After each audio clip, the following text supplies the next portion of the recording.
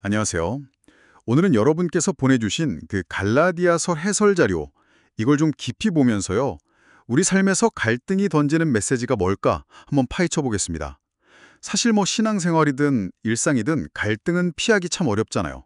근데 이 갈등 안에 혹시 다른 의미가 숨어 있진 않을까 하는 거죠. 네, 맞습니다. 오늘 살펴볼 자료가 바로 그 점을 이야기하는데요. 갈라디아 교회가 겪었던 신학적 갈등, 그 자체에 매몰되지 않고요. 오히려 그 과정을 통해 하나님이 우리에게 뭘 가르치려 하시는지 거기에 초점을 맞추고 있어요. 그냥 참고 견디는 게 아니라 거기서 배움을 얻는 게 중요하다. 뭐 이런 이야기입니다. 아, 좋습니다. 그럼 이 갈등이라는 주제, 어찌 보면 좀 불편할 수도 있는데 이 안에서 우리가 발견할 수 있는 중요한 통찰, 바로 한번 핵심만 짚어보죠. 자료 보다 보니까 인상 깊었던 비유가 하나 있었어요. 그 오렌지 비유요. 갈등 상황이 닥치면 마치 오렌지를 꽉 짤 때 오렌지 주스가 나오는 것처럼 우리 안에 진짜 뭐가 들어있는지 드러난다는 거죠. 네, 그렇죠. 그게 단순히 뭐 성격이 좋다, 나쁘다 이런 차원이 아니라 내가 뭘 붙들고 있는지, 내 믿음의 실체가 뭔지를 보여준다는 거예요. 음, 특히 초기 교회 보면 유대인 신자랑 이방인 신자 사이에 그 율법 문제, 또 할례 문제 이런 걸로 갈등이 많았거든요. 사실 배경이 완전히 다른 사람들이 모였으니까 갈등은 어쩌면 당연한 거였죠. 근데 하나님은 바로 그런 상황을 쓰신다는 겁니다. 쓰신다. 어떤 식으로요? 서로 다른 걸 배우게 하고 또 궁극적으로는 하나님이 어떤 분이신지 더 깊이 알게 하시는 도구로 사용하신다는 거죠. 아하, 그렇군요. 그럼 갈라디아서의 그 핵심 갈등, 그러니까 믿음으로만 구원받냐, 아니면 율법 준수나 할례 같은 행위도 필요하냐, 이 문제로 넘어가 보죠.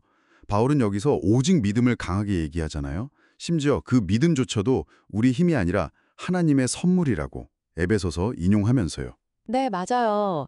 그 에베소서 2상 8절 9절 말씀 너희는 그 은혜에 의하여 믿음으로 말미암아 구원을 받았으니 이것은 너희에게서 난 것이 아니요 하나님의 선물이라 행위에서 난 것이 아니니 바로 이 구절이죠. 이게 정말 중요한 포인트인데요. 이게 그냥 믿는다 안 믿는다 이걸 넘어서요. 내가 믿는 하나님이 도대체 어떤 분이냐 이 질문으로 연결되거든요. 아, 하나님에 대한 이해? 그렇죠. 내가 막 열심히 노력해서 하나님한테 인정을 받아내야 하는 분으로 생각하는지 아니면 아무 자격 없는 나인데 그런 나를 먼저 사랑하시고 그냥 은혜로 구원해 주시는 분으로 믿고 있는지 갈등은 바로 이 지점. 내가 하나님을 어떻게 이해하고 있는지를 딱 비춰주는 거울 역할을 한다는 거예요. 그러고 보면 그 베드로, 그러니까 게바의 일화도 나오잖아요. 이방인들하고 식사 잘하다가 예루살렘에서 온 유대인들 오니까 슬쩍 자리를 피하는 모습. 이걸 바울이 사람들 앞에서 막 지적하죠, 좀. 어떻게 보면 너무 심하게 공개적으로 망신 준 거 아니냐 이렇게 생각할 수도 있을 것 같아요. 자료는 이 부분을 어떻게 보나요? 네, 충분히 그럴 수 있죠. 뭐랄까, 좀 가혹해 보일 수도 있고요. 하지만 자료에서는 바울의 책망이 단순히 베드로 개인의 위선, 그 자체를 지적한 걸 넘어서는 의미가 있다고 봐요. 넘어서는 의미요? 네, 이게 복음의 본질을 다시 확인시키는 행위였다는 거죠. 베드로 당신도 행위가 아니라 오직 은혜로 구원받지 않았습니까? 이걸 아주 강하게 상기시키는 메시지였다는 거예요.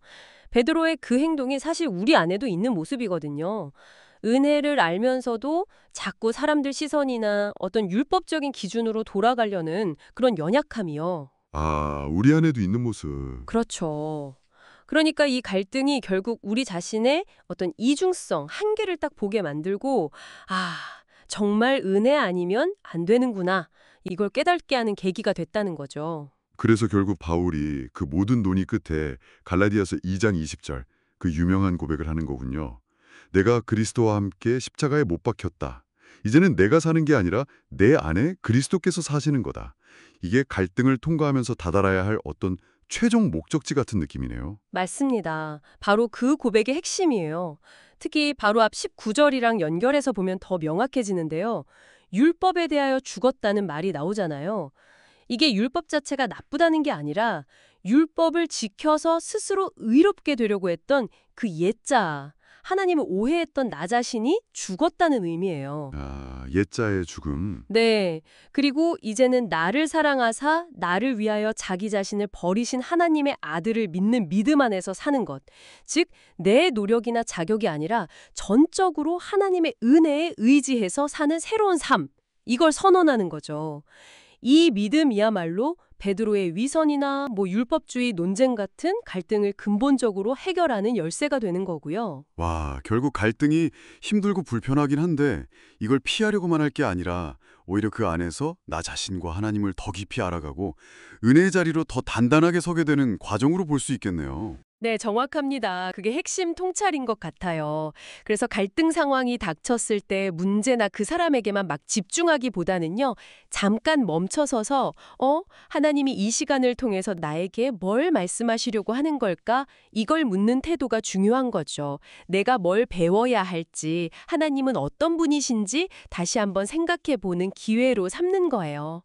혹시 지금 어떤 갈등 상황에 놓여 계신가요, 여러분? 오늘 저희가 나눈 이야기처럼 그 상황 자체에 너무 빠져있기보다는 그 너머에 있는 더 깊은 메시지에 한번 귀 기울여 보시면 어떨까요?